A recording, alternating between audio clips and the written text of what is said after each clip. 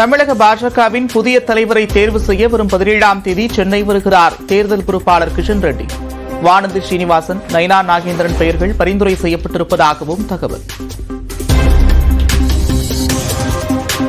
மயிலாடுதுறை, தஞ்சை, நாகப்பட்டினம், திருவாரூர், புதுக்கோட்டை மாவட்டங்களில் இன்று கனமழை. 5 நாட்களுக்கு கனமழை நீடிக்கும் என்றும் தகவல். சென்னையில் மிதமான மழைக்கு வாய்ப்பு. காலை நேரத்தில் லேசான பனிமூட்டம் நிலவும் என்றும் வானிலை மையம் கணிப்பு. கொடைக்கானலில் பகலிலும் பனிமூட்டமாக காணப்படும் சாலைகள் மங்கலாக இருப்பதால் வேகமாக செல்ல முடியாமல் ஊர்ந்து செல்லும் வாகனங்கள்.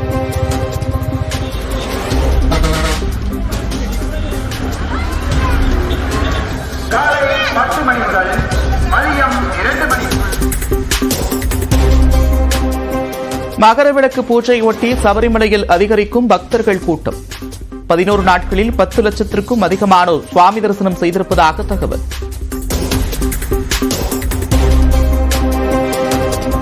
குஜராத்தில் தொடங்கியது சர்வதேச காத்தாடி திருவிழா.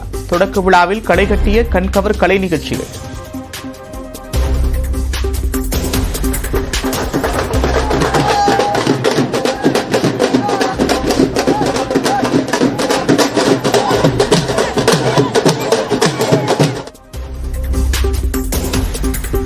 அமெரிக்காவின் லாஸ் ஏஞ்சல்ஸ் நகரில் கட்டுக்கடங்காமல் பரவி வரும் காட்டுத்தீ. 11 பேர் உயிரிழந்த நிலையில் 10,000த்திற்கும் அதிகமான வீடுகள் சேதம்.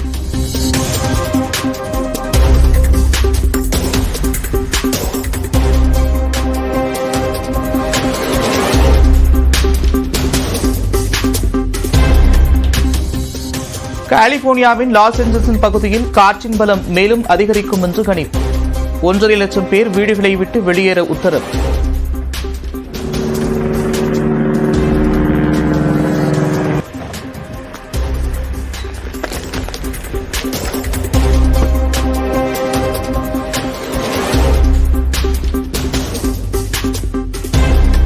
கலிபோர்னியா காட்டுத்தீயில் 10 ஒலிம்பிக் பதக்கங்களை பறிகொடுத்த நீச்சல் வீரர் கேரி ஹார்ட்.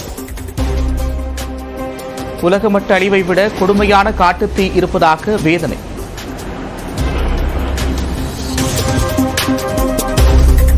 காசா மீது இடைவிடாமல் தாக்குதல் நடத்தும் இஸ்ரேல் ராணுவம்.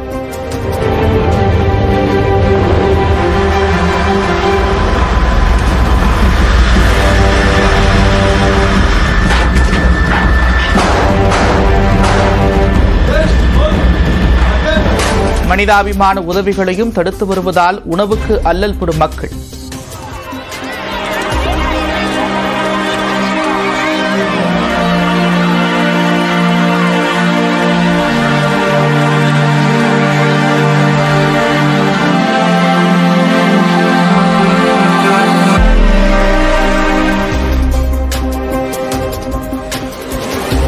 சீனாவின் ஹார்பின் நகரில் -22 டிகிரி செல்சியஸ் குளிரை குதூகலமாக அனுபவிக்கும் சுற்றுலா பயணிகள்.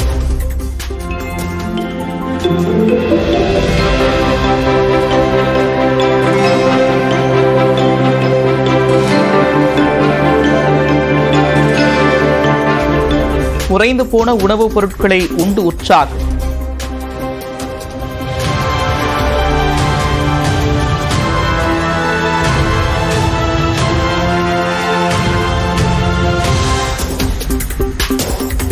கடுமையான காலநிலை மாற்றத்தால் தவிக்கும் அமெரிக்க மாகாணங்கள். மேற்கு பகுதியில் உள்ள கலிபோர்னியாவில் காட்டுத்தீ.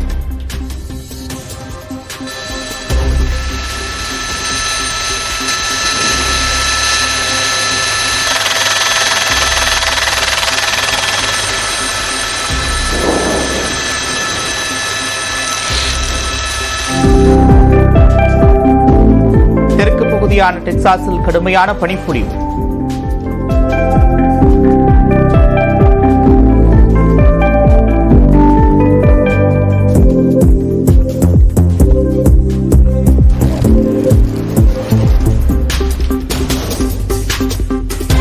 தான் முதலமைச்சராக இருக்கும் வரை டங்ஸ்டன் திட்டம் நிறைவேறாது என்று முதலமைச்சர் மு.க. ஸ்டாலின் மீண்டும் திட்டவட்டம். குழப்பத்தை ஏற்படுத்தி குளிர்காய வேண்டாம் என்று எதிர்க்கட்சிகளுக்கு வேண்டுகோள். மீண்டும் டங்ஸ்டன் பத்தி கிளப்பி மதுரை மக்களை குழப்ப பார்க்கறாங்க. நான் முதலமைச்சராக இருக்கிற வரை இந்த திட்டம் வராது என்று தெளிவாக சொல்லியிருக்கிறேன். தமிழ் சமுதாயத்தின் விடியலுக்காக உழைத்த பெரியார் குறித்து பேசுவதற்கு சீமானுக்கு அருகதை இல்லை. திமுகவின் அதிகாரப்பூர்வ நாளேடான முரசொலியில் விமர்சனம். உள்ளாட்சி அமைப்புகளுக்கு சிறப்பு அதிகாரிகளை நியமிக்க வகை செய்யும் மசோதா சட்டப்பேரவையில் நிறைவேற்றம். வார்டு வரையறை, இடஒதுக்கீடு உள்ளிட்ட பணிகள் நிறைவேறிய பின்னர் தேர்தல் நடத்தப்படும் என்று அமைச்சர் ஐ. பெரியசாமி விளக்கம். தமிழ்நாட்டில் புதிய ஒருங்கிணைந்த ஓய்வூதிய திட்டம் கொண்டுவரப்படும். நிதியமைச்சர் தங்கம் தென்னரசு விளக்கம். இடைவெளிக்கு பிறகு முக்கிய தலைப்புச் செய்திகளை தொடர்ந்து பார்க்கலாம்.